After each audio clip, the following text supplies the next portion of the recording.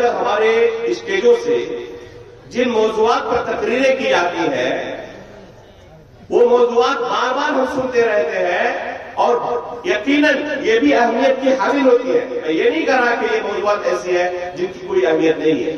یقیناً یہ بھی بہت اہم موضوعات ہیں, لیکن بہت سارے ایسے اہم موضوعات ہیں جو ان سے کہیں زیادہ اہم ہیں, جن کے اوپر جنت و جہنم کا دار و مدار ہے.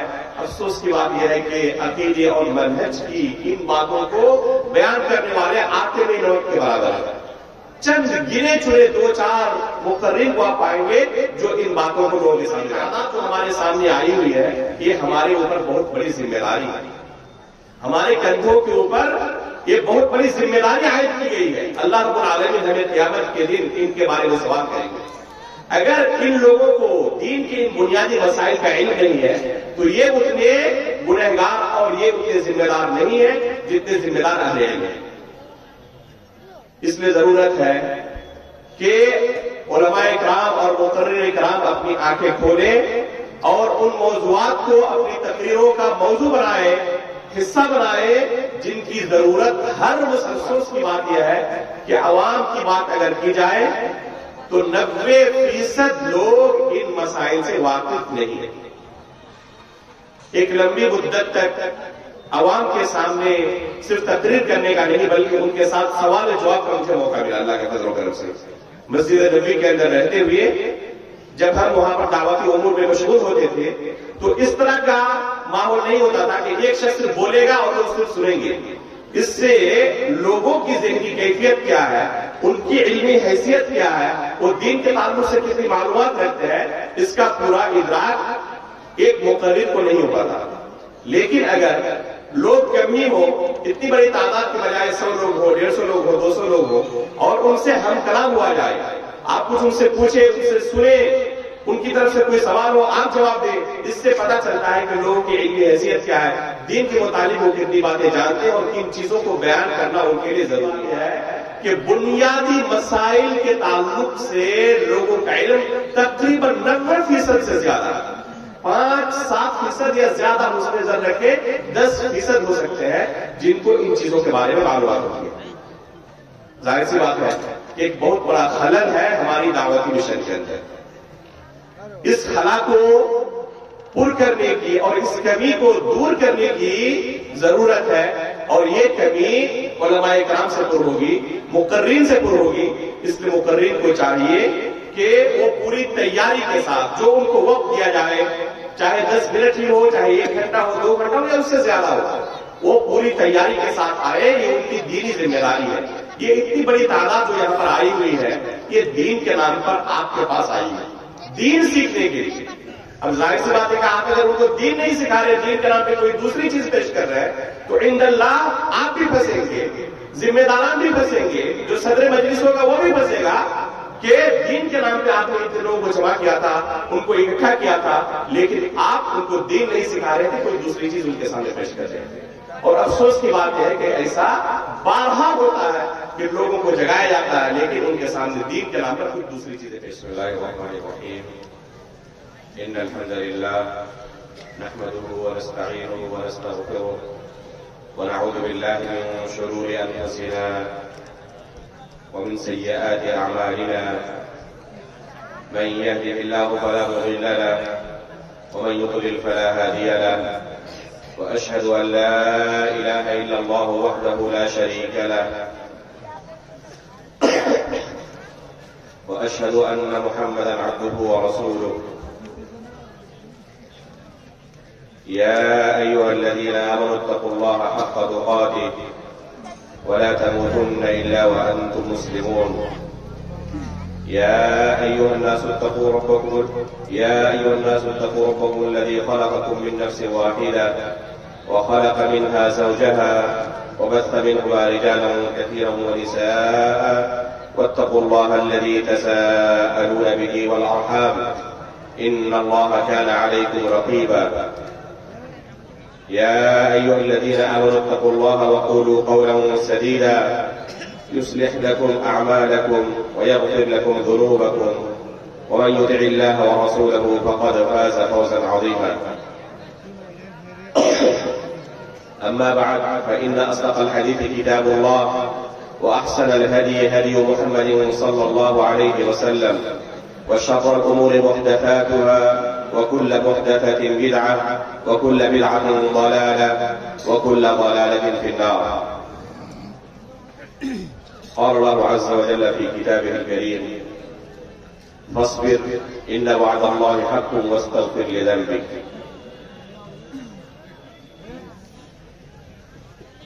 قابل قدر مشائخ کرام، حاضرین مجلس، بزرگان دین ملت، نوجوان ساتھیوں، عزیز بچوں اور پردہ نشین ماں و بہنوں،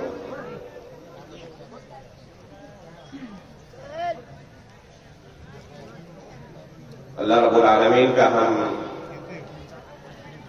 شکریہ ادا کرتے ہیں کہ اللہ رب العالمین نے ہمیں یہاں رات کے اس پہر صرف دین کی محبت اور دین کے نام پر کچھ قربانی پیش کرنے کے لیے یہاں پر اکٹھا فرمایا ہے. اللہ رب العالمین سے ہم دعا کرتے ہیں کہ اللہ رب العالمین ہماری اس حاضری کو قبول فرما لے.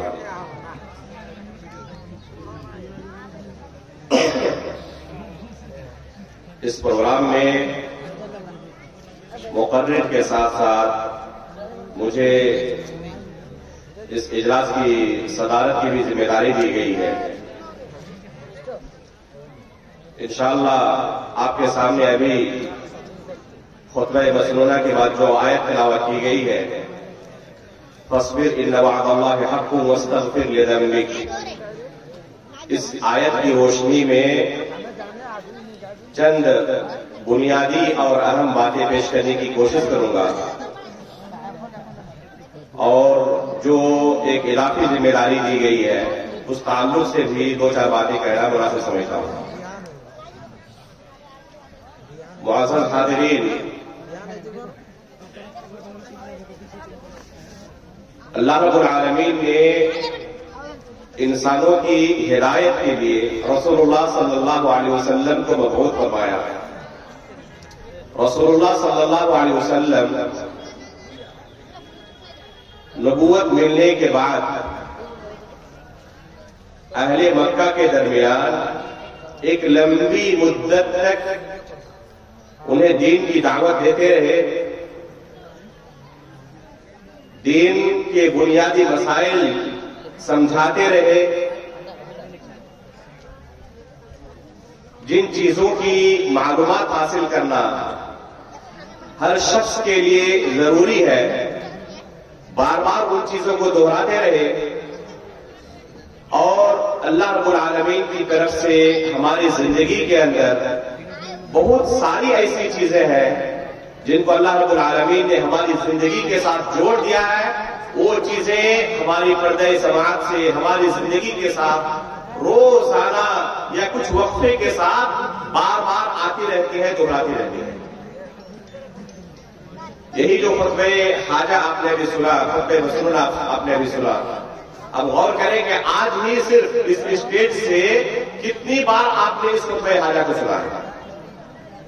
ہر خطیب اپنی بات کی شروعات اسی خطبہ حاجہ سے کرتا ہے. ان الحمدللہ نحمدہ ونستعینہ ونستغفرہ سے شروع کرتا ہے. اس طرح کی بے شمار چیزیں ہیں جن کو اللہ رب العالمین نے ہماری زندگی کے ساتھ جوڑ دیا ہے، جو بار بار دہرائی جاتی ہے، بار بار دہرائی جاتی ہے. یہ سورہ فاتحہ غور کریں کہ یہ سورہ روزانہ ہم کتنی بار پڑھتے ہیں. پڑھنا ضروری ہے. اگر اس سورے کو ہم بار بار نہ پڑھیں تو ہم مسلمان باقی نہیں رہ سکتے. خود نماز کے اندر ہر نماز میں اس سورے کا پڑھنا، ہر رکعت میں اس سورے کا پڑھنا ضروری ہے. اس کے بغیر نماز نہیں ہوتی اور نماز کے بغیر کوئی شخص مسلمان باقی نہیں رہ سکتا. اس طرح کی بے شمار چیزیں ہیں جو ہماری زندگی میں بار بار دہرائی جاتی ہیں. اللہ رب العالمین نے ایسا سسٹم بنایا ہے کہ انسانوں کو یہ چیزیں بار بار سنائی جائیں تاکہ ان کے قلوب و اذہان کے اندر یہ چیزیں رچ جائیں، بس جائیں۔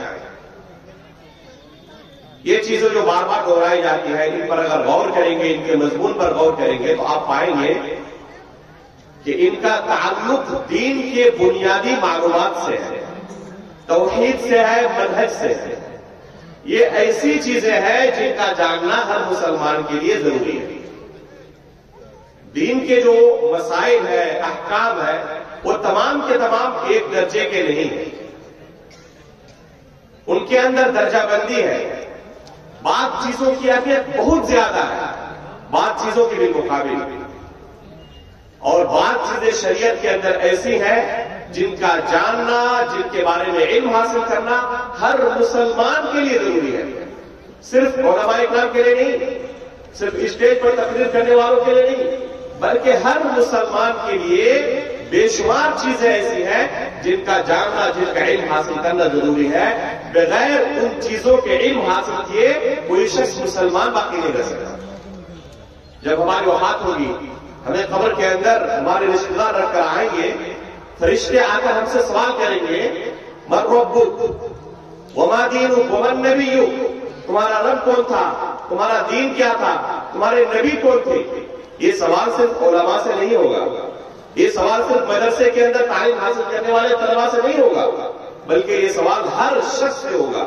اس لیے اس جواب کی تیاری بھی ہر شخص کو کرنی ہے، صرف مدرسے کے اندر پڑھنے اور پڑھانے والوں کے لیے کافی نہیں ہے بس کہ وہ ان چیزوں کی تیاری کریں اور اپنے آخرت کی فکر کریں، بلکہ یہ ایسی چیزیں ہیں، اس طرح کی بے شمار چیزیں ہیں جن کے بارے میں علم حاصل کرنا جس طرح اسٹیج پر تقریر کرنے والے کے لیے ضروری ہے، اسی طرح ایک عام شخص کے لیے ضروری ہے، چاہے وہ الف با پڑھنا لکھنا نہ جانتا ہو، لیکن ان چیزوں کی معلومات حاصل کرنا اس کے لیے ضروری ہے۔ اس کے بغیر وہ شخص مسلمان باقی نہیں رہ سکتا، آخرت کے اندر کامیابی نہیں پا سکتا، رب کی جنت نہیں پا سکتا، جہنم سے نجات نہیں پا سکتا۔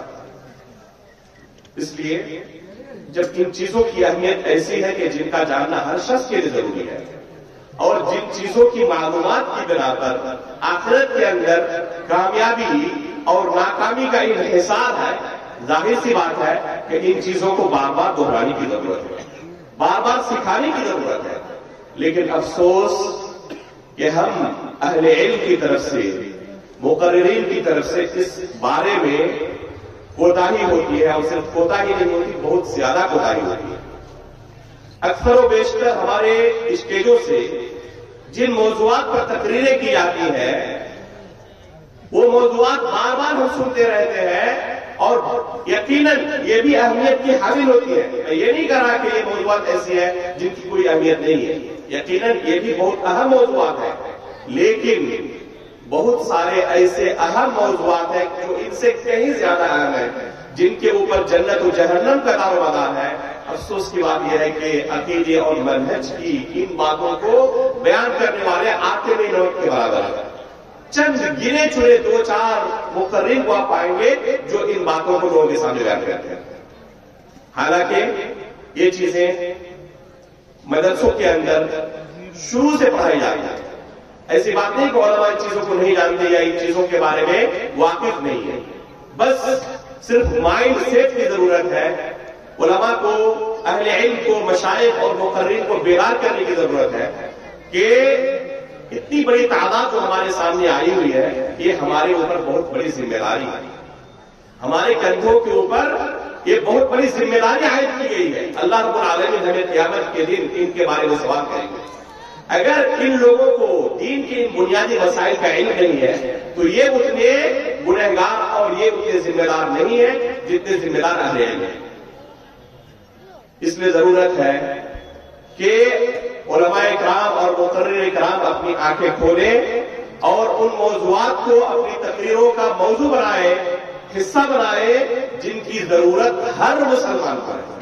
اور افسوس کی بات یہ ہے کہ عوام کی بات اگر کی جائے تو 90% لوگ ان مسائل سے واقف نہیں ہیں۔ ایک لمبی مدت تک عوام کے سامنے صرف تقریر کرنے کا نہیں بلکہ ان کے ساتھ سوال و جواب کا مجھے موقع ملا اللہ کے فضل و کرم سے۔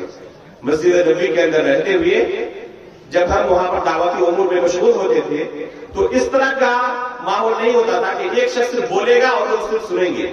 اس سے لوگوں کی ذہنی کیفیت کیا ہے, ان کی علمی حیثیت کیا ہے, وہ دین کے تعلق سے کتنی معلومات رکھتے ہیں, اس کا پورا ادراک ایک مقرر کو نہیں ہو پاتا. لیکن اگر لوگ کم ہی ہو, اتنی بڑی تعداد کے بجائے 100 لوگ ہو, 150 لوگ ہو, 200 لوگ ہو, اور ان سے ہم کلام ہوا جائے, آپ کچھ ان سے پوچھیں, ان سے سنیں, ان کی طرف سے کوئی سوال ہو آپ جواب دیں, اس سے پتہ چلتا ہے کہ لوگوں کی علمی حیثیت کیا ہے, دین کے متعلق وہ کتنی باتیں جانتے ہیں اور کن چیزوں کو بیان کرنا ان کے لیے ضروری ہے. اللہ کی طرف سے ایک لمبی مدت تک کسی چیز کا مجھے تجربہ رہا ہے. میں نے لوگوں کو پوچھا ہے ان سوالوں کو, اور افسوس کی بات یہ ہے کہ بنیادی مسائل کے تعلق سے لوگوں کا علم تقریباً 90% سے زیادہ, 5-7% یا زیادہ اس میں نظر رکھے 10% ہو سکتے ہیں جن کو ان چیزوں کے بارے میں معلومات ہوتی ہے. ظاہر سی بات ہے کہ ایک بہت بڑا خلل ہے ہماری دعوتی مشن کے اندر. اس خلا کو پر کرنے کی اور اس کمی کو دور کرنے کی ضرورت ہے, اور یہ کمی علماء کرام سے پر ہوگی, مقررین سے پر ہوگی. اس لیے مقررین کو چاہیے کہ وہ پوری تیاری کے ساتھ جو ان کو وقت دیا جائے, چاہے 10 منٹ ہی ہو, چاہے 1 گھنٹہ ہو, 2 گھنٹہ ہو, یا اس سے زیادہ ہو, وہ پوری تیاری کے ساتھ آئے. یہ ان کی دینی ذمہ داری ہے. یہ اتنی بڑی تعداد جو یہاں پر آئی ہوئی ہے, یہ دین کے نام پر آپ کے پاس آئی ہے, دین سیکھنے کے لیے. اب ظاہر سی بات ہے کہ آپ اگر ان کو دین نہیں سکھا رہے, دین کے نام پہ کوئی دوسری چیز پیش کر رہے ہیں, تو عند اللہ آپ بھی پھنسیں گے, ذمہ داران بھی پھنسیں گے, جو صدر مجلس ہوگا وہ بھی پھنسے گا کہ دین کے نام پہ آپ نے اتنے لوگوں کو جمع کیا تھا, ان کو اکٹھا کیا تھا, لیکن آپ ان کو دین نہیں سکھا رہے تھے, کوئی دوسری چیز ان کے سامنے پیش کر رہے تھے. اور افسوس کی بات یہ ہے کہ ایسا بارہا ہوتا ہے کہ لوگوں کو جگایا جاتا ہے, لیکن ان کے سامنے دین کے نام پر کوئی دوسری چیزیں پیش کی جاتی ہیں. اس لیے ہم مقررین کو اپنی آنکھیں کھولنے کی ضرورت ہے. کن چیزوں کی ضرورت سب سے زیادہ ہے؟ اللہ کے رسول صلی اللہ علیہ وسلم کا نمونہ ہمارے سامنے موجود ہے, اور اللہ کے رسول صلی اللہ علیہ وسلم سب سے بہتر آئیڈیا ہے, سب سے بہتر نمونہ ہے. آپ خود رسول اللہ صلی اللہ علیہ وسلم کی پوری زندگی کو دیکھ لیں کہ اللہ کے رسول صلی اللہ علیہ وسلم نے اپنی دعوت کی شروعات کہاں سے کی, کیسے اسے آگے بڑھایا, کن چیزوں کو کہاں پر بیان کیا, اور آخر تک کن چیزوں کی سب سے زیادہ تلقین کرتے ہیں. جب ہم ورثۃ الانبیاء ہیں, انبیاء کا سلسلہ بند ہونے کے بعد انبیاء کا یہ مشن ہمیں سنبھالنا ہے, ہمیں اس مشن کو آگے بڑھانا ہے. لوگوں کی ہدایت ہے, اب اللہ تعالیٰ کی طرف سے نبی آنے والا نہیں ہے. انبیاء کرام کو اللہ تعالیٰ نے کیوں مبعوث کیا تھا؟ کتاب نازل کر دیتا کافی ہوتا, لیکن نہیں, معلم کی ضرورت ہے. حقیقت میں دین معلم سے سکھایا جاتا ہے, ذاتی مطالعے سے دین نہیں سکھایا جاتا ہے. اس لیے علماء کرام انبیاء کے قائم مقام ہے اس مشن کو آگے بڑھانے کے لیے. اب عوام دین کن سے سیکھے گی؟ علماء کرام سے سیکھے گی.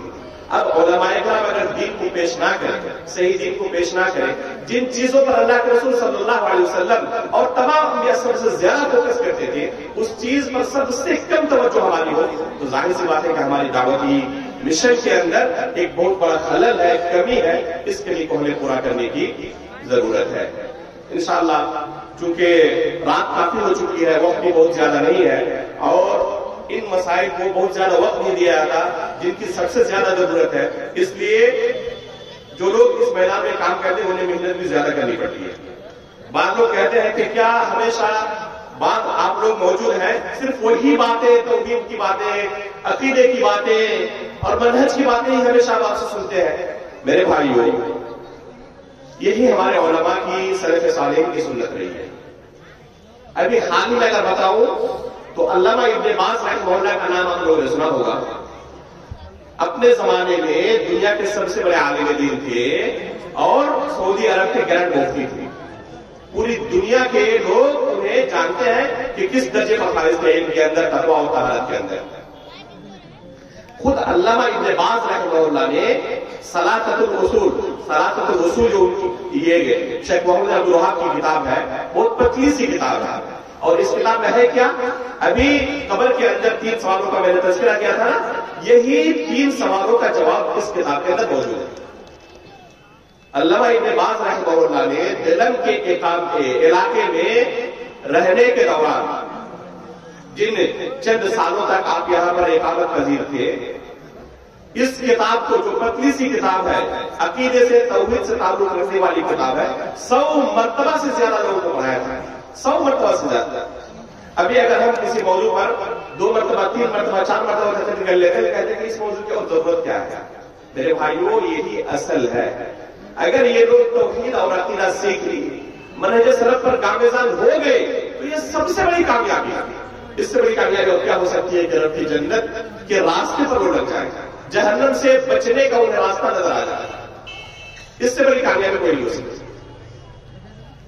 آپ کے سامنے جو آیت تلاوت کی گئی تھی، اس آیت کے اندر اللہ رب العالمین نے بہت ہی مختصر آیت ہے اور عقیدے کے ایک بہت بڑے مسئلے کا خلاصہ اللہ رب العالمین نے اس آیت کے اندر بیان کر دیا۔ اللہ رب العالمین کا ارشاد ہے، فاصبر ان وعد اللہ حق واستغفر لذنبک۔ فاصبر ان وعد اللہ حق۔ اللہ رب العالمین کا ارشاد ہے، فرماتے ہیں صبر کرو، اللہ رب العالمین کا وعدہ برحق ہے، واستغفر لذنبک، اور اپنے گناہوں کی اللہ رب العالمین سے بخشش طلب کرو۔ اس آیت کے اندر اللہ رب العالمین نے 2 عمل کا حکم دیا ہے، ایک صبر کرنے کا اور دوسرا استغفار کرنے کا۔ فاصبر کے اندر صبر کرنے کا حکم ہے، واستغفر لذنبک کے اندر استغفار کرنے کا حکم ہے۔ صبر کس وقت کیا جائے گا اور استغفار کس وقت کیا جائے گا، یہی انشاءاللہ آج کے میرے خطاب کا موضوع ہوگا، اور عقیدے کے ایک بہت ہی بنیادی مسئلے کے متعلق گفتگو کرنے کی کوشش کروں گا۔ اس آیت کے اندر حقیقت میں تقدیر کا پورا مسئلہ اللہ رب العالمین نے بیان کر دیا۔ تقدیر کے متعلق آپ یہ جان لیں کہ سب سے پہلا جو گمراہ فرقہ اس امت کے اندر پیدا ہوا تھا، یا جو چند گمراہ فرقے پیدا ہوئے تھے، ان میں سے ایک تقدیر کے انکار کرنے والا گمراہ فرقہ تھا۔ تقدیر کا انکار کرنے والا گمراہ فرقہ تھا، جو کہ صحابہ اکرام کے زمانے میں ہی پیدا ہوا تھا۔ رسول اللہ صلی اللہ علیہ وسلم نے اپنی زندگی کے اندر ہی یہ پیشین گوئی کر دی تھی کہ میری یہ امت 73 فرقوں کے اندر تقسیم ہو جائے گی۔ جس کو اللہ کے رسول صلی اللہ علیہ وسلم صحابہ اکرام کو دنیا میں چھوڑ کر دنیا سے رخصت ہو رہے تھے، صرف ایک جماعت موجود تھی صحابہ اکرام کی، جو کہ حق پر تھے، جو کہ واضح شاہراہ پر تھے۔ اللہ کے رسول نے فرمایا تھا، ترکتکم علی المحجۃ البیضاء لیلها کنہارها لا یزیغ عنها بعدی الا ہالک۔ ایک واضح شاہراہ پر تمہیں میں چھوڑ کر جا رہا ہوں۔ تو اللہ کے رسول صلی اللہ علیہ وسلم نے صحابہ اکرام کو جس حال پہ چھوڑا تھا، ان میں کوئی جماعتیں نہیں تھی، فرقہ بندی نہیں تھی۔ یہ چیزیں بعد میں اس امت کے اندر پیدا ہوئی، جن کے بارے میں اللہ کے رسول صلی اللہ علیہ وسلم نے خود اپنی زندگی کے اندر پیشین گوئی کر دی تھی کہ میری اس امت کے اندر 73 فرقے ہو جائیں گے، ان میں سے صرف ایک فرقہ نجات یافتہ ہوگا، باقی تمام فرقے کیا ہے؟ جہنمی ہے۔ اس حدیث کے اندر جو باقی تمام فرقوں کے بارے میں وعید سنائی گئی ہے، جہنمی ہے، یہ حقیقت میں وعید کی حدیث ہے، اور وعید کی حدیث کو یا وعید کی کوئی آیت ہو، اس کو سمجھنے کا ہمارا طریقہ وہی ہونا چاہیے جو سلف صالح کا رہا۔ اس حدیث کی شرح اگر آپ کو پڑھنی ہو تو علامہ صنعانی رحمہ اللہ کی کتاب شرح الحدیث الافتراق پڑھیں۔ علامہ صنعانی رحمہ اللہ نے اس حدیث کی بہت طویل شرح کی ہے اور بیان کیا ہے کہ یہ وعید کی حدیث ہے۔ اس حدیث کا معنی یہ ہے کہ جو بھی یہ 72 فرقے ہیں، ان کے بارے میں اللہ نے یہ نہیں کہا، اللہ کے رسول نے یہ نہیں کہا کہ یہ یقیناً ہمیشہ ہمیشہ جہنم میں رہنے والے ہیں، بلکہ انہیں صرف جہنم کی وعید سنائی گئی ہے۔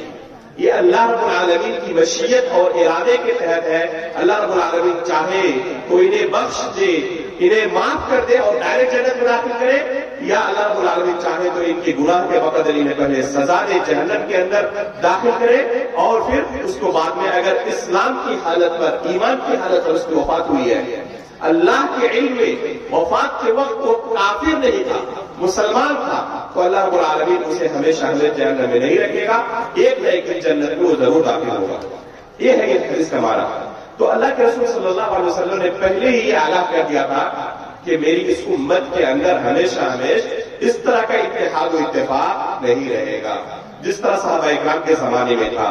ان قریب اس امت کے اندر فتنے ظاہر ہوں گے، لوگوں کے اندر جماعتیں ہوں گی، لوگ آپس میں بٹ جائیں گے. ان میں سے تمام کے تمام لوگ حق پر نہیں ہوں گے. حق پر صرف ایک جماعت ہوگی. وہ کون سی جماعت ہوگی؟ ما انا علیہ اصحابی. آج میں اور میرے صحابہ جس عقیدے و منہج پر قائم ہے، جس دین پر اور جس طریقے پر قائم ہے، یہی فقط اور فقط حق پر قائم ہے. باقی تمام کے تمام جہنمی ہیں. یہ اللہ کے رسول صلی اللہ علیہ وسلم نے پہلے پیشین گوئی کری. صحابہ کرام کا زمانہ ابھی چل بھی رہا تھا. ابھی صحابہ کرام کا زمانہ ختم نہیں ہوا ہے. صحابہ کرام باحیات ہے، زندہ ہے، اور انہی کی زندگی میں ایک گمراہ فرقہ ظاہر ہو چکا تھا. وہ کون سا فرقہ تھا؟ یہی تقدیر کے انکار کرنے والا تھا. تقدیر کا انکار کرنے والا فرقہ، جس کے بارے میں صحیح مسلم کی پہلی حدیث کے اندر امام مسلم رحمہ اللہ نے تذکرہ کیا ہے. جو حدیث روایت کی امام مسلم رحمہ اللہ نے، صحیح مسلم کی پہلی حدیث آپ اٹھائیں، اس کے اندر پائیں گے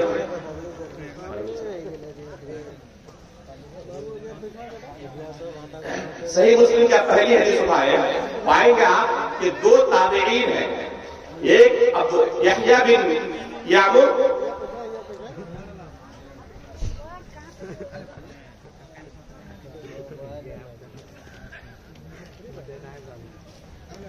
دو تابعین ہیں، ایک یحییٰ بن یعمر اور ایک ہے حمید بن عبد الرحمن الحمیری. یہ دونوں تابعین میں سے ہیں. یہ بصرہ سے آتے ہیں مکہ مکرمہ عمرہ کرنے کے لیے یا حج کرنے کے لیے. آپس میں یہ دونوں کہتے ہیں کاش کے مسجد حرام کے اندر، مکہ مکرمہ کے اندر ہمیں کوئی صحابی رسول مل جاتے اور اپنے علاقے میں جو فتنہ ظاہر ہوا ہے ان سے ہم اپنے علاقے کی اس فتنے کے بارے میں سوال کرتے ہیں. یہ دونوں آپس میں ابھی گفتگو کر ہی رہے تھے کہ انہوں نے دیکھا کہ مسجد حرام کے اندر صحابی رسول عبداللہ بن عمر رضی اللہ تعالیٰ عنہ داخل ہو رہے ہیں. یہ دونوں فوراً جا کر ان کو پکڑے. ایک ان کے دائیں جانب، ایک ان کے بائیں جانب ہو گئے، اور ان دونوں نے کہنا شروع کیا کہ ہمارے علاقہ بصرہ کے اندر ایک شخص ظاہر ہوا ہے جس کا نام معبد جوہنی ہے. ایک نئے عقیدے اور ایک نئے منہج کا اور ایک نئی فکر کا اس شخص نے ایجاد کیا ہے. یہ نئی فکر کیا ہے؟ وہ شخص کہتا ہے ان الامر انوف و اللہ قدر، کہ ہر چیز کا علم اللہ رب العالمین کو کب ہوتا ہے؟ اس چیز کے واقع ہو جانے کے بعد. پہلے سے اللہ رب العالمین کو اس چیز کے بارے میں علم نہیں ہوتا، پتہ نہیں ہوتا، جانکاری نہیں ہوتی. اور تقدیر نام کی کوئی چیز نہیں ہے. اللہ ایمان کے 6 ارکان ہیں، ان میں سے ایک رکن کیا ہے؟ تقدیر پر ایمان لانا. اگر کوئی شخص تقدیر پر ایمان نہ لائے تو وہ شخص مسلمان نہیں رہے، دائر اسلام سے خارج ہو جائے گا. عبداللہ بن عمر رضی اللہ تعالیٰ عنہ نے جیسے ہی ان دونوں تابعین سے سنا کہ اس طرح کا کوئی شخص ہے جو اپنے آپ کو مسلمان نہیں کہتا لیکن تقدیر پر ایمان نہیں لاتا، فوراً کہا کہ جا کر اس شخص سے اور ان کے متبعین سے کہہ دینا کہ میں ان سے بری ہوں اور مجھ سے بری ہے. اور یہی حقیقت میں اہل بدعت کی سزا ہے. اہل بدعت سے دوستی نہیں بلکہ ان سے برات ضروری ہے. ان کے ساتھ ہمارا کوئی تعلق نہیں، بس دعوت کا تعلق ہے. ہم دعوت دیں گے اور ان کی گمراہیوں سے ان کو آگاہ کرتے رہیں گے، لوگوں کو آگاہ کرتے رہیں گے. اگر وہ راہ راست پر آ جاتے ہیں تو ہم ان کو خوش آمدید کہیں گے، راہ راست پر نہیں آتے تو لوگوں کو ان کے افکار سے تحذیر کرنا اور انہیں متنبہ کرنا، آگاہ کرنا ضروری ہے.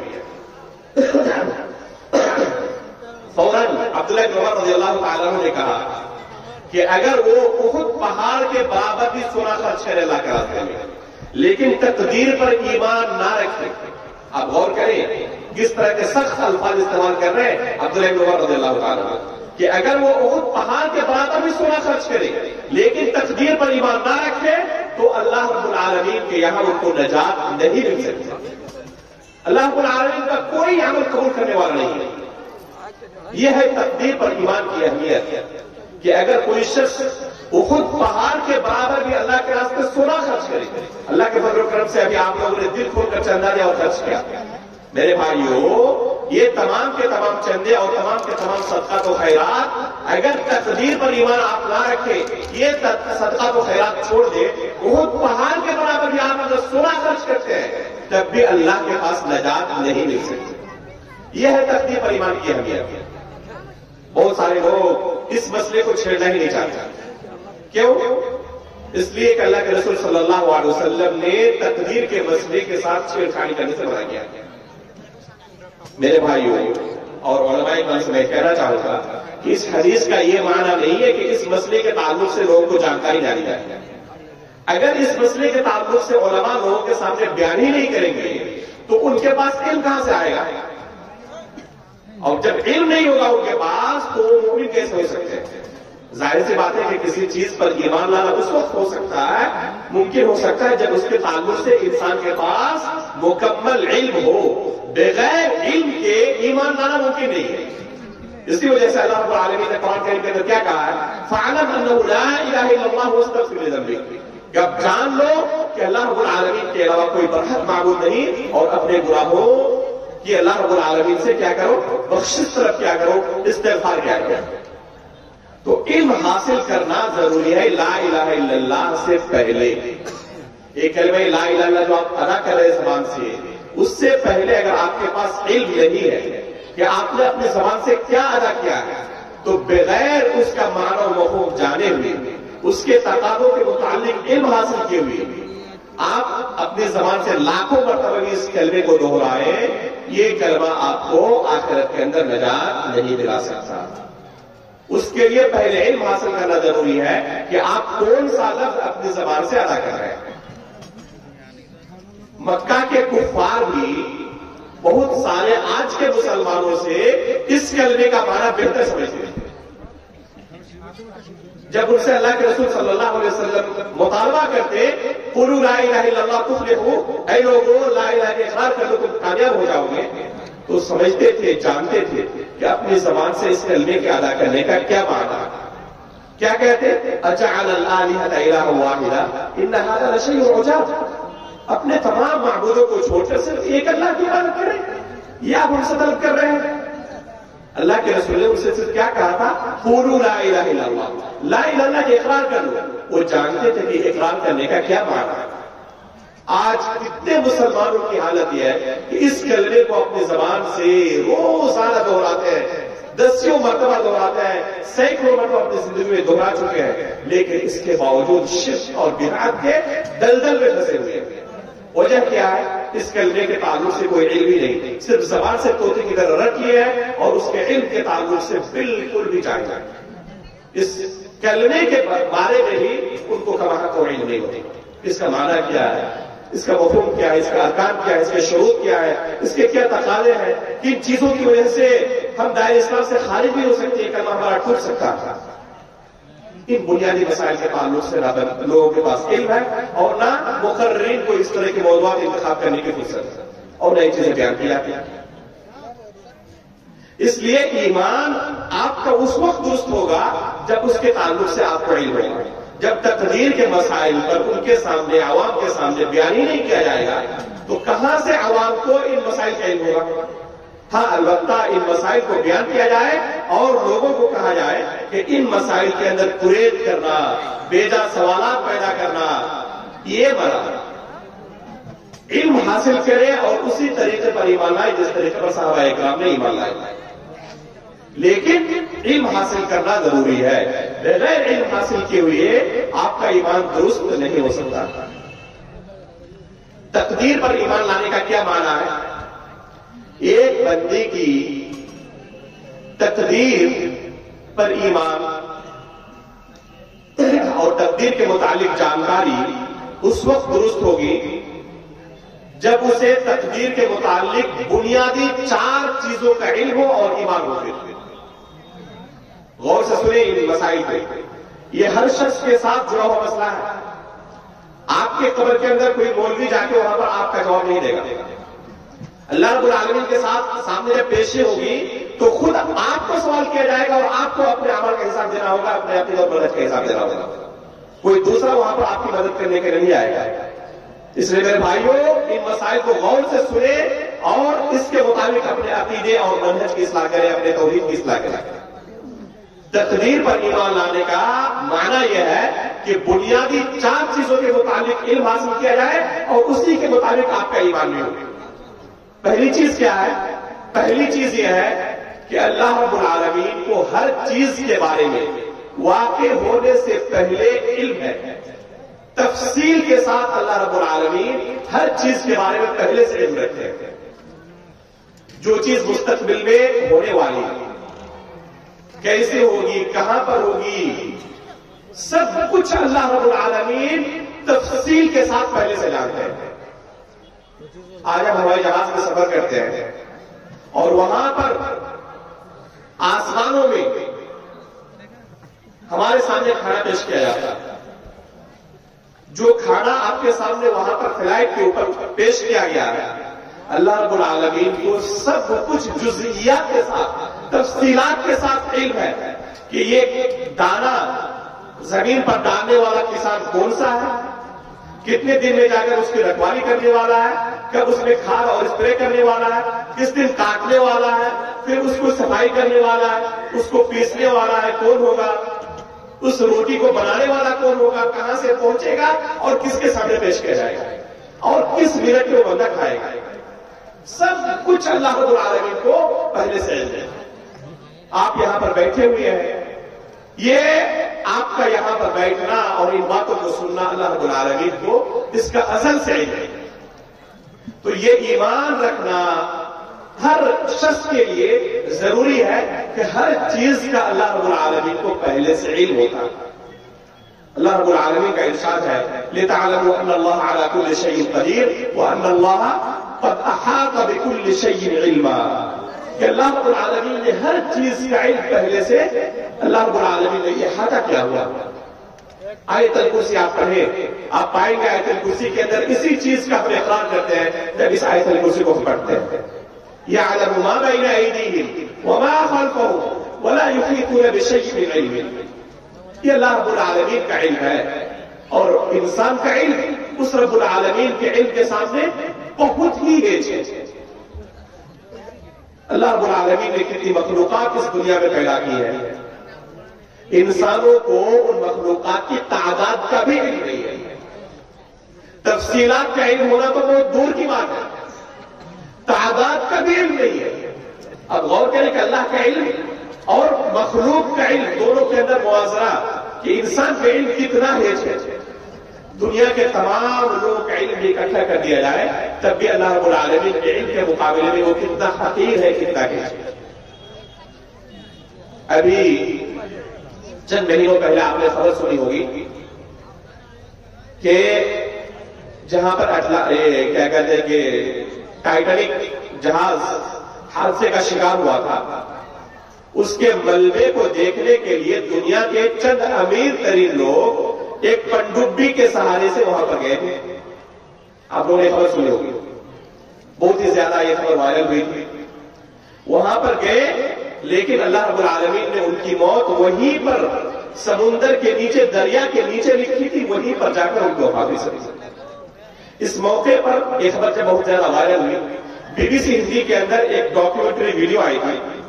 اس ویڈیو کے اندر جو اینکر ہے وہ کہہ رہے ہیں کہ سائنسدانوں کا اعتراف ہے کہ سمندر کے متعلق تقریباً 5% معلومات حاصل کرنے سے تقریباً ہم کامیاب ہو گئے. سمندر کے اندر جو کچھ چیزیں موجود ہیں تقریباً آج تک سائنس اتنی ترقی کر چکی ہے، ٹیکنالوجی اتنی ترقی کر چکی ہے کہ تقریباً 5% کے متعلق ہم معلومات حاصل کر چکے ہیں. یہ اپنی بہت بڑی کامیابی اور تصور کر رہے ہیں. اب غور کریں کہ دوسرے لفظوں میں کس چیز کا وہ اقرار کر رہے ہیں. دوسرے لفظوں میں وہ اس چیز کا اقرار کر رہے ہیں کہ 95% کے متعلق ہمیں کوئی علم نہیں ہے. یہ ہے ایک چھوٹی سی مثال کہ دنیا کے تمام لوگ مل کر جب سے یہ دنیا بنی اور آج تک لوگوں کو سمندر کے اندر کیا کچھ اللہ نے رکھا ہے اس کے صرف 5% کا علم ہوا ہے. اگر اس دعوے کو سچ مان لیا جائے، باقی 95% کے اندر اللہ نے کیا کچھ رکھا ہے کسی کو پتا ہے؟ کسی کو پتا ہی نہیں. یہ تو ایک زمین کی بات ہے، ایک آسمان کی بات ہے. دنیا کے تمام سائنسدانوں کی تحقیقات کہاں تک پہنچی ہے؟ صرف ایک آسمان اور ایک زمین ہے. کسی انسان کے بس کی بات ہی نہیں ہے کہ اس آسمان کو چھید کرے، اس میں سوراخ پیدا کرے اور دوسرے آسمان تک پہنچے. کیا کسی انسان کے لیے ممکن ہے؟ اللہ کے رسول صلی اللہ علیہ وسلم کو معراج کے وقت جبریل امین علیہ الصلوۃ والسلام جب لے گئے پہلے آسمان سے دوسرے آسمان، تیسرے آسمان، اس طرح 7ویں آسمان تک، صحیح بخاری کے اندر یہ حدیث مروی موجود ہے اور بہت ساری کتب حدیث کے اندر موجود ہے. آپ تفصیل پڑھیں. ہر آسمان میں جب پہنچے تو وہاں پر جبریل علیہ الصلوۃ والسلام نے اس آسمان کے جو پہرے دار ہے ان سے اجازت طلب کی. پوچھا گیا کہ کون ہے آپ کے ساتھ؟ کہا گیا کہ محمد رسول اللہ صلی اللہ علیہ وسلم. کہا گیا کہ اللہ کی طرف سے اجازت ہے؟ کہا کہ ہاں اللہ کی طرف سے ہی بلایا گیا. تب وہ گیٹ کھولا گیا، تب اللہ کے رسول پہلے آسمان سے دوسرے آسمان تک پہنچے. کیا کسی شخص کے لیے ممکن ہے کہ پہلے آسمان کو چھید کر کے سوراخ کر کے دوسرے آسمان تک پہنچ جائے؟ اس طرح کے 6 آسمان اور ہیں، 6 زمینیں اور ہیں. ان آسمانوں میں، ان زمینوں میں اللہ تعالیٰ نے کیا کچھ رکھا ہے کسی کو اس کے بارے میں ذرہ برابر تصور تک نہیں ہو سکتا. ان کے بارے میں کوئی علم رکھنے والا ہے؟ فقط اور فقط میرا رب العالمین علم رکھتا ہے کہ ان آسمانوں میں، ان زمینوں میں اللہ نے کیا کچھ رکھا ہے. اسی کو اللہ رب العالمین نے قرآن کریم کے اندر کیا کہا ہے؟ فلا اقسم بما تبصرون وما لا تبصرون. ان چیزوں کی میں قسم کھاتا ہوں جن کو تم دیکھتے ہو، اور ان کی بھی قسم جن کو تم نے دیکھا ہی نہیں، جن کو تم دیکھ ہی نہیں سکتے. اور ظاہر سی بات ہے کہ جن چیزوں کا ہم نے دیکھا نہیں ہے، جن چیزوں کا ہم نے ادراک نہیں کیا ہے، وہ کہیں زیادہ ہے ان چیزوں کے بھی مقابل جن چیزوں کا ہم نے مشاہدہ کیا، جن چیزوں کو ہم نے دیکھا. تو یہ اللہ رب العالمین کا علم ہے. تو یہ تقدیر پر ایمان لانے کے 4 ارکان میں سے پہلا رکن ہے کہ انسان اس بات پر ایمان رکھے کہ اللہ رب العالمین کو ہر چیز کے بارے میں تفصیلی علم ہے پہلے سے.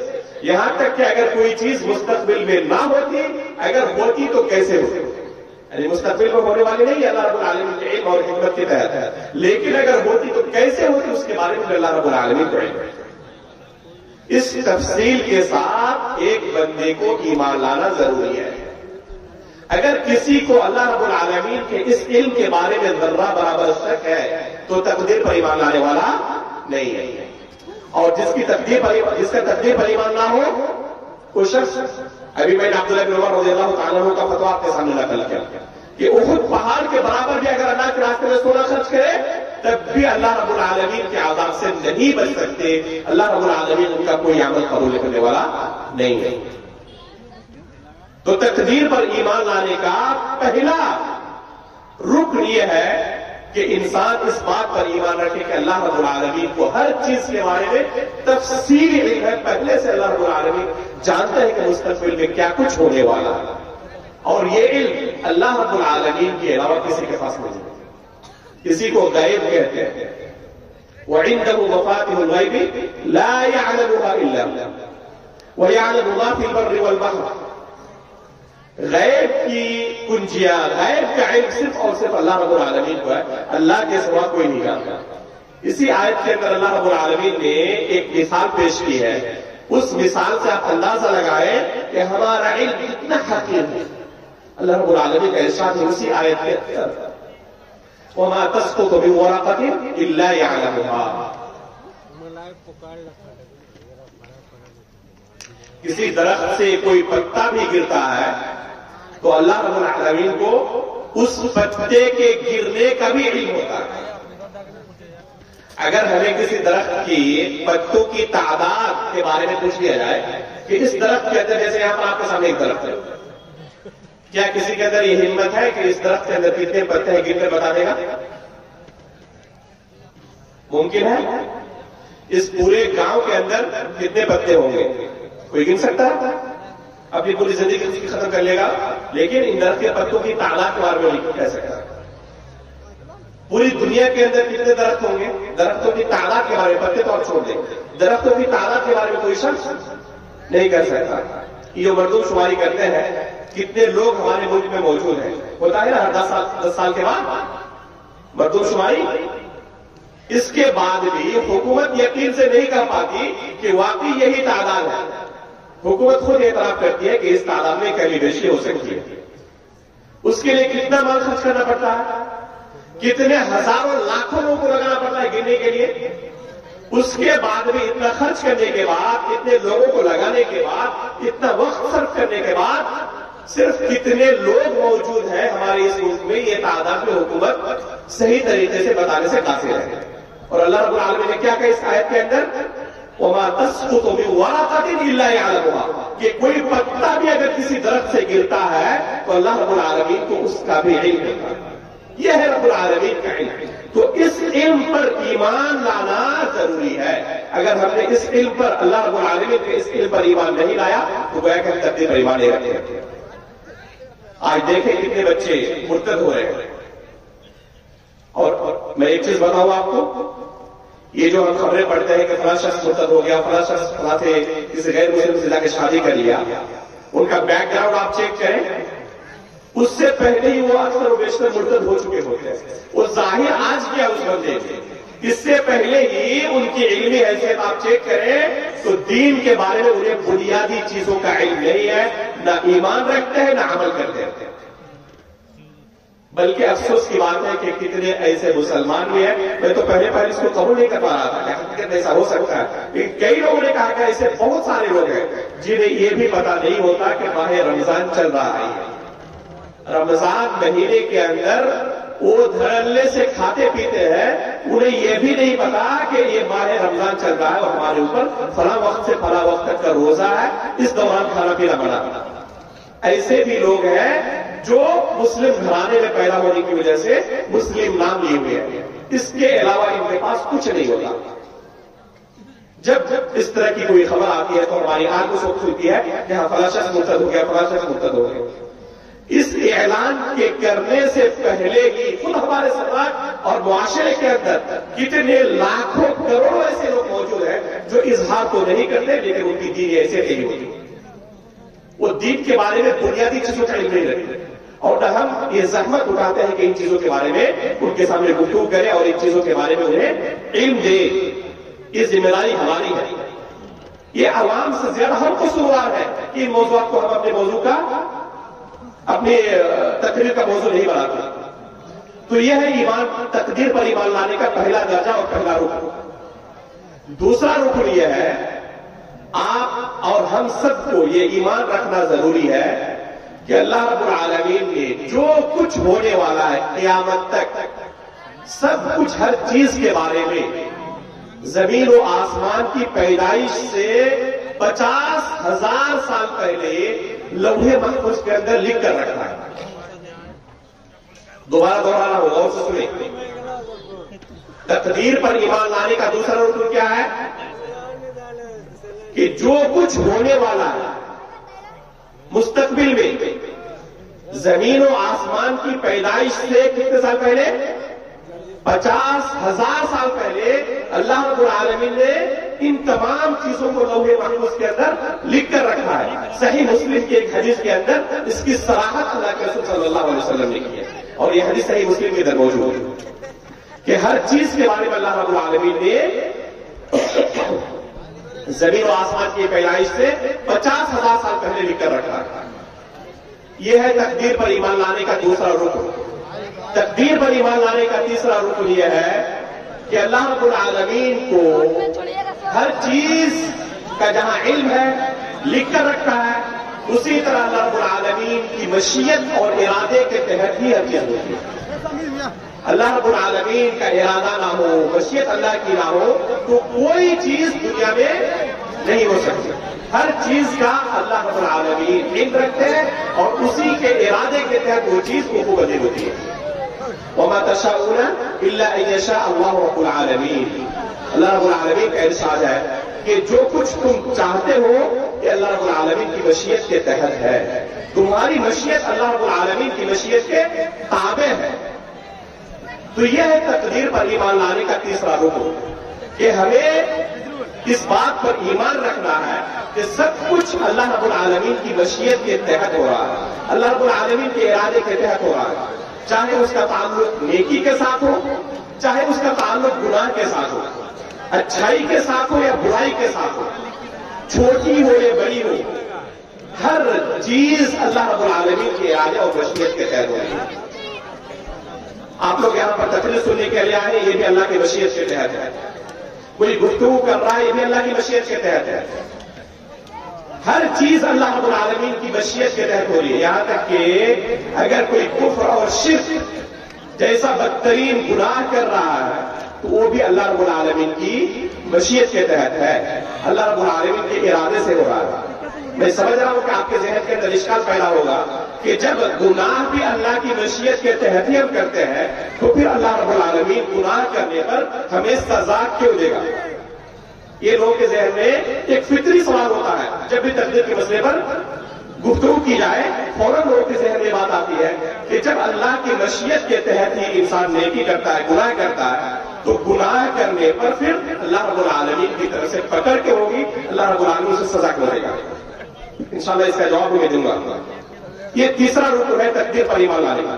چوتھا رکن ہے کہ اللہ رب العالمین ہر چیز کا خالق ہے۔ اللہ رب العالمین ہمارا بھی خالق ہے، ہمارے اعمال کا بھی اللہ رب العالمین خالق ہے۔ اللہ خلقکم وما تعملون، اللہ رب العالمین کا ارشاد ہے کہ اللہ رب العالمین تمہارا بھی خالق ہے اور جو عمل تم کرتے ہو ان اعمال کا بھی اللہ رب العالمین خالق ہے۔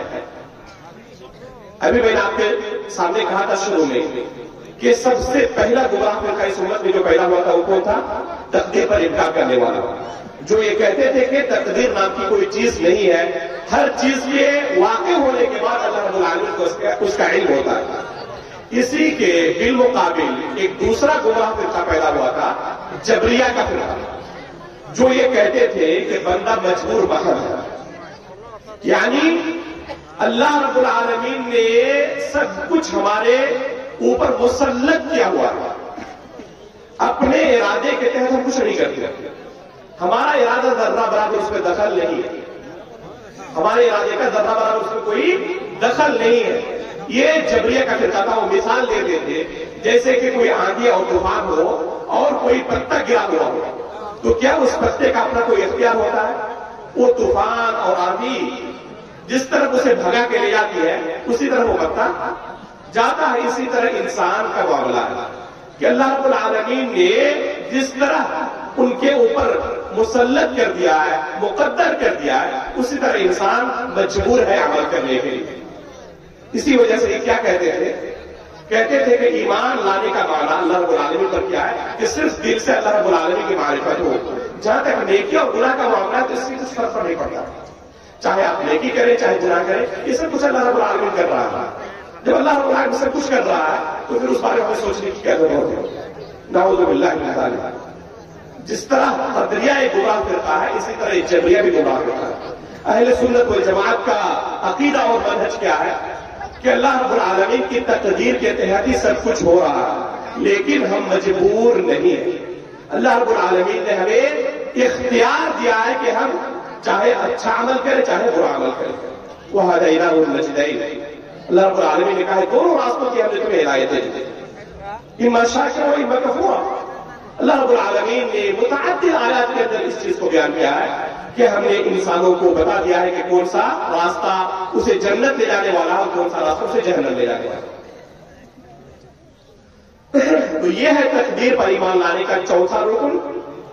یہ ہمیں ایمان رکھنا پڑے گا کہ اللہ رب العالمین ہمارے اعمال کا خالق ہے اور ہم عامل اور فاعل ہیں، عمل ہم ہی کرنے والے ہیں، لیکن خالق کون ہے؟ خالق اللہ رب العالمین۔ امام بخاری رحمہ اللہ نے اسی باطل عقیدے پر، جبریہ کا جو عقیدہ ہے اور قدریہ کا جو عقیدہ ہے، اسی باطل عقیدے پر رد کرنے کے لیے ایک مستقل کتاب تصنیف کی تھی، خلق و افعال عباد کے نام سے، اور اپنی صحیح بخاری کے اندر آخر میں کتاب التوحید جو انہوں نے لکھی ہے، جس کی حدیث ابھی آپ کے سامنے پڑھی گئی تھی، کلمتان حبیبتان الرحمن، یہ کتاب التوحید کی حدیث ہے۔ تو کتاب التوحید کے اندر امام بخاری رحمہ اللہ نے صحیح کے اندر بھی اس باطل فرقے پر رد کیا، جبریہ پر اور قدریہ پر۔ جب بھی تقدیر کا مسئلہ بیان کیا جائے کہ ہر چیز اللہ رب العالمین کے ارادے کے تحت ہو رہی ہے، چاہے وہ عمل اچھا ہو یا برا ہو، چاہے ایک انسان نماز روزہ کرے یا پھر کوئی چوری کرے, ڈکیتی کرے, یہاں تک کہ شرک اور کفر کرے, وہ بھی اللہ رب العالمین کے ارادے اور مشیت کے تحت ہی کرتا ہے, اللہ کے ارادے سے خارج نہیں ہوتا. یہاں پر لوگوں کے ذہن میں ایک اشکال پیدا ہوتا ہے, سوال پیدا ہوتا ہے کہ جب سب کچھ ہم اللہ رب العالمین کے ارادے سے کر رہے ہیں تو پھر گناہ کرنے پر اللہ رب العالمین ہمیں سزا کیوں دے گا؟ میرے بھائیوں, حقیقت میں ایک مشرکانہ عقیدہ ہے, ایک مشرکانہ فکر ہے. مکہ کے مشرکین کے بارے میں اللہ رب العالمین نے قرآن کریم کے اندر اسی عقیدے کو نقل کیا ہے, لو شاء اللہ ما اشرکنا ولا آباؤنا, کہ اللہ رب العالمین چاہتا تو ہم اور ہمارے باپ دادا شرک نہ کرتے. وہ تقدیر کو حجت بنا رہے تھے اپنے شرک کے اوپر کہ ہم شرک کیوں کرتے ہیں, کیونکہ اللہ رب العالمین نے ہمارے رب نے لکھ دیا اس لیے ہم شرک کرتے ہیں. تو گویا کہ تقدیر کو حجت بناتے ہیں. آج بھی اپنے معاشرے کا جائزہ لیں, ہمارے معاشرے کے اندر کتنے ایسے لوگ ہیں جن کو آپ یہ کہتے ہوئے پائیں گے کہ یہ ہماری تقدیر میں لکھا ہوا تھا اس لیے ہم نے گناہ کیا ہے, کہ ہماری تقدیر کے اندر لکھا ہوا تھا اس لیے ہم نے کیا ہے.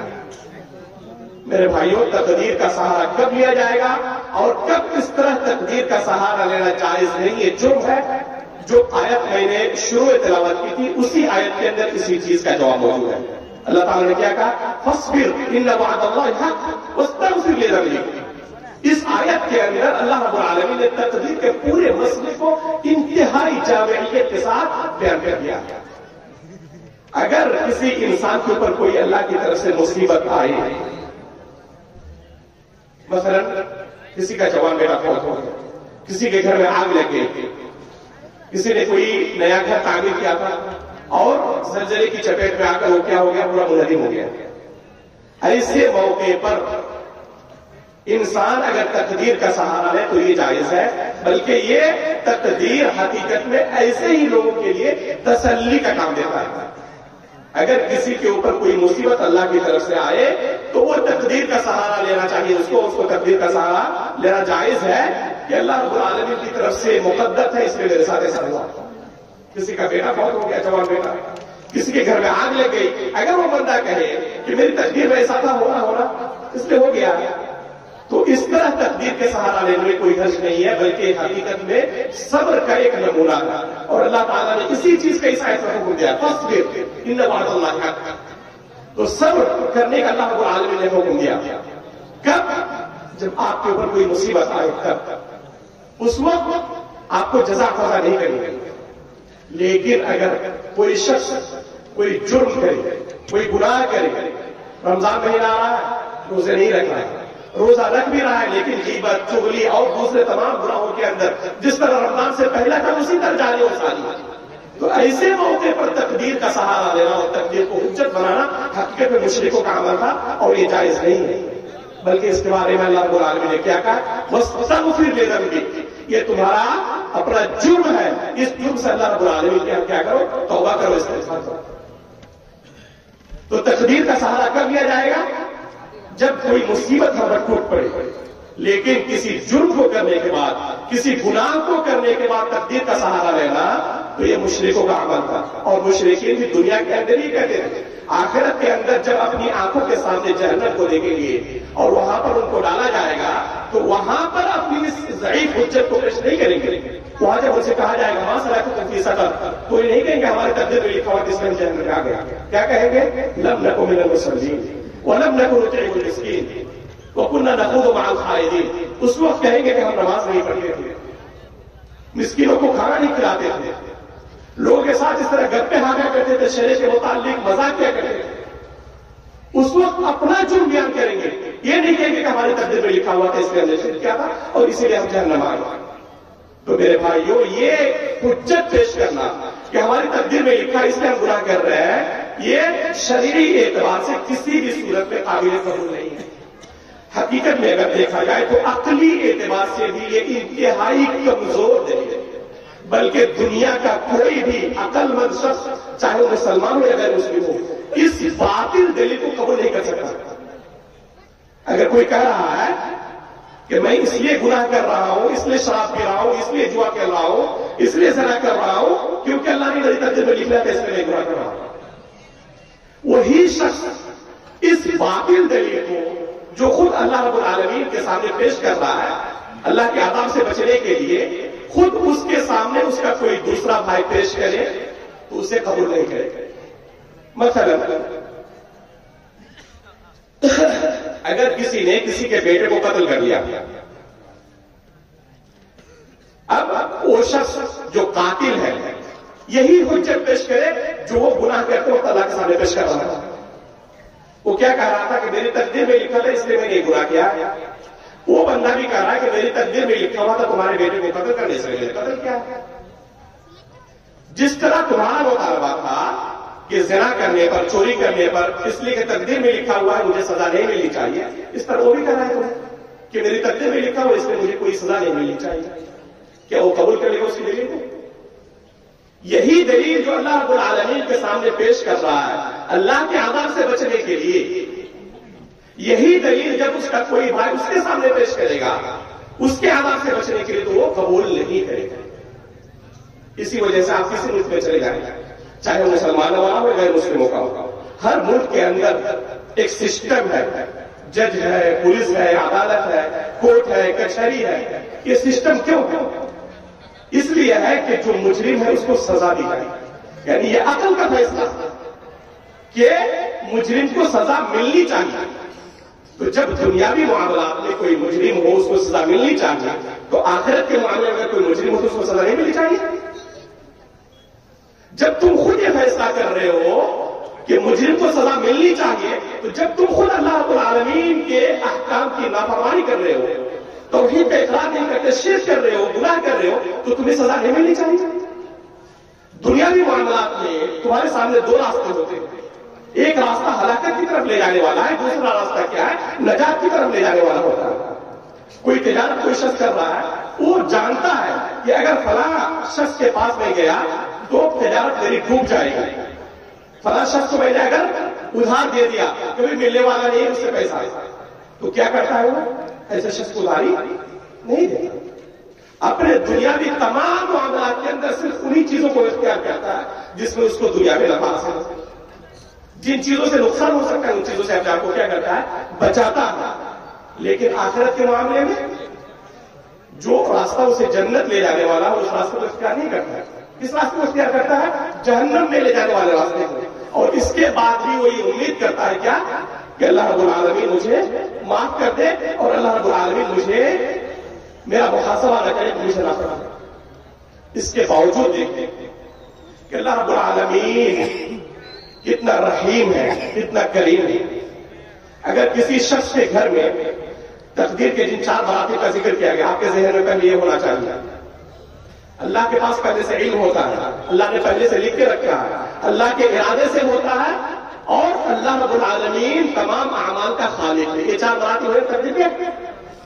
اب ان 4 مراتب کو ذہن میں رکھنے کے بعد ایک مثال سے اس مسئلے کو سمجھیں کہ اللہ رب العالمین کتنا رحیم ہے، کتنا کریم ہے. اگر آپ کے گھر کوئی مہمان بن کر آپ کا دوست آئے، آپ کو کسی ذریعے سے پہلے خبر لگ گئی کہ جو مہمان بن کر میرے گھر آنے والا ہے حقیقت میں ایک سازش اور چال کے تحت میرے گھر میں آ کر میرے بچے کو قتل کرنے والا ہے، یا مجھے قتل کرنے والا ہے، یا میرے گھر میں ڈاکہ ڈالنے والا ہے. کیا خیال ہے؟ اگر کسی کو یقین ہو جائے کہ فلاں آنے والا میرے گھر میں مہمان بن کر مجھے نقصان پہنچانے کے لیے آ رہا ہے، میرے بچے کو قتل کرنے کے لیے آ رہا ہے، کیا اس شخص کو اپنا مہمان بنائے گا؟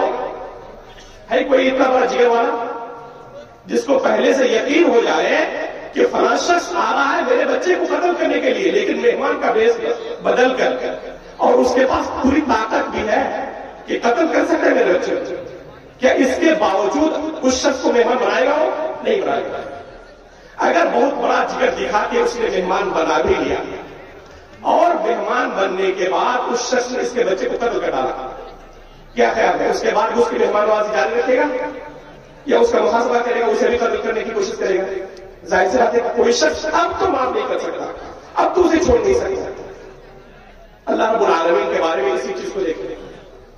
آپ گناہ کرتے ہیں روزانہ کتنی بار، شرک، کفر، قتل، چوری، زنا، ڈکیتی، ہر طرح کا شکر اللہ رب العالمین کے خلاف ہم کرتے رہتے ہیں اور اس طرح کے گناہوں کے اندر دن و رات ملوث رہتے ہیں. اللہ رب العالمین کو پہلے سے علم ہے. یہ تقدیر پر ایمان لانے کا معنی ہمیں بیٹھ گیا. پہلے سے جانتے ہیں کہ ہم کیا کر برا کرنے والے ہیں. اس کے باوجود اللہ رب العالمین مہلت دیے ہوئے ہیں. ہم گناہ کر ڈالتے ہیں, اس کے باوجود فوراً اللہ رب العالمین ہمیں سزا نہیں دیتا. ابھی بھی اللہ رب العالمین مہلت دیے ہوئی ہے. کب تک؟ آخری سانس تک. ہو سکتا ہے کہ بندہ کبھی توبہ کر کے راہ راستہ آ جائے. اس کے باوجود بھی اگر کوئی توبہ نہیں کرتا, اتنی مہلت ملنے کے بعد, تب آخر میں اگر اسی حالت میں اس کی وفات ہوئی اور صرف ایمان اس کے دل میں باقی ہے, مسلمان ہو کر مرا, پھر بھی اللہ رب العالمین کا رحم و کرم دیکھے.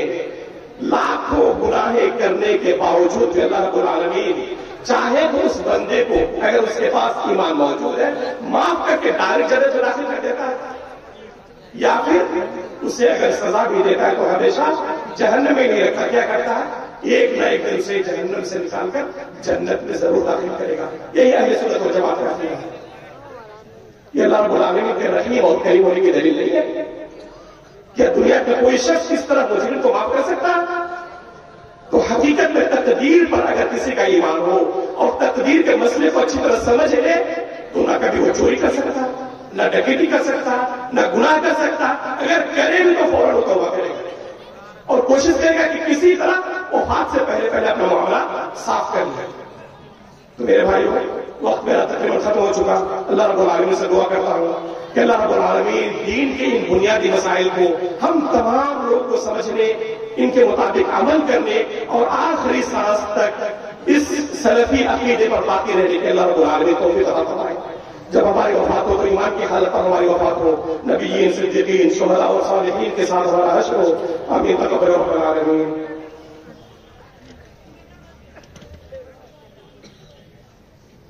میرا وقت ختم ہو چکا ہے اور شیخ موجود ہے, تو اس مسئلے کے تعلق سے میں شیخ کو یہ ورقہ دے دیتا ہوں. اس مسئلے کو اگر مناسب سمجھیں تو اپنے موضوع کا حصہ بنائیں. رات کافی ہو چکی ہے اور بالکل بھی مناسب نہیں ہے کہ اور زیادہ میں وقت دوں. جو مجھے 1 گھنٹے کا وقت دیا گیا تھا, الحمدللہ میرا وقت ختم ہوا. اللہ رب العالمین سے دعا ہے کہ اللہ رب العالمین ہماری اس حاضری کو قبول فرمائے. اپنی رضامندی کے لیے اللہ رب العالمین اس مجلس کو قبول فرمائے. آمین تقبل رب العالمین. وصلی اللہ علی نبینا محمد.